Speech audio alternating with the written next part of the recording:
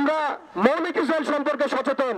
আমাদের বাড়ির পাশে নতুন একটা ইসরায়েলের জন্ম হয়েছে, এই ব্যাপারে আমরা সচেতন নই।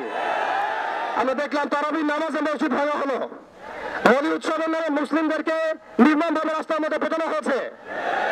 তারা একটা অনিবার্য যুদ্ধ আমাদের উপর চাপিয়ে দেওয়ার চেষ্টা করছে। আমরা যতই ভালো মানুষ হতে চেষ্টা করি না কেন, আমরা এই কনফ্লিক্ট এড়াতে পারবো না। ইতিহাস আপনারা পরে দেখবেন আমরা এড়াতে পারি নাই। আমরা যতই ভালো এবং সুশীল সাজার চেষ্টা করি না কেন, যতই তাদের তন্ত্র মন্ত্র পূজা করার চেষ্টা করি না কেন, যতই তাদেরকে সন্তুষ্ট করার চেষ্টা করি না কেন, তারা পশ্চিমকালেও আমাদের উপরে অনিবার্য যুদ্ধ থেকে ফিরে থাকবে না ইনশাআল্লাহ। অথবা আমাদের উচিত আমাদের জায়গা থেকে প্রস্তুতি গ্রহণ করা। এখন আমরা কি প্রস্তুতি গ্রহণ করতে পারি এটা আপনারা সবাই জানেন।